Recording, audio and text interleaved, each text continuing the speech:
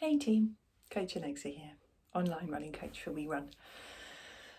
So I wanted to give a little bit of an example. I've done a few videos recently on the reasons why we might want to adjust people's training plans for factors that are, I guess, not directly running related.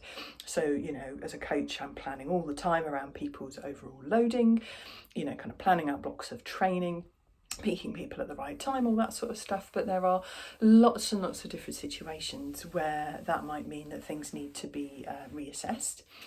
And so I thought I'd, almost give a little case study now. So for various different reasons at the moment, there's quite a few different stressful situations going on in my life at the moment.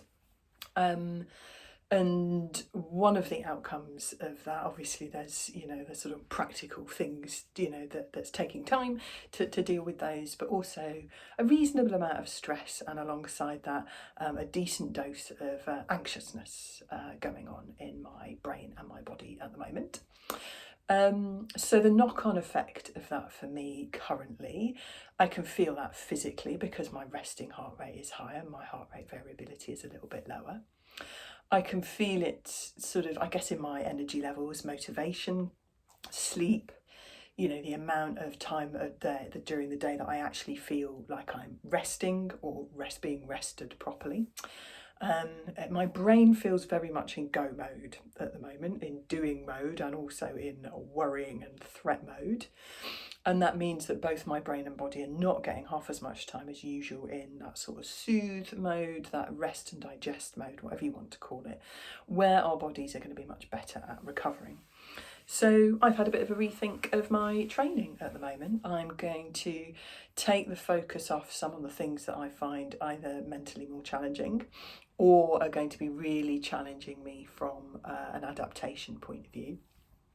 And I'm also going to be rethinking how I factor in enjoyment. I mean, I try and always factor into enjoyment into my training and others, because quite frankly, if you're not enjoying it, why are you doing it?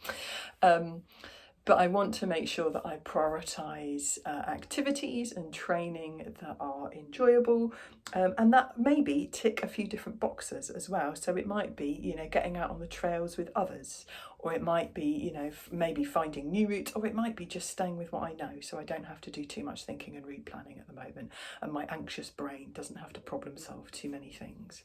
So it's just another example, working with myself, but absolutely working with all of the runners that I work with, as to things that might start to impact, how we're prioritising and training, and changing and adapting that as the training phases progress.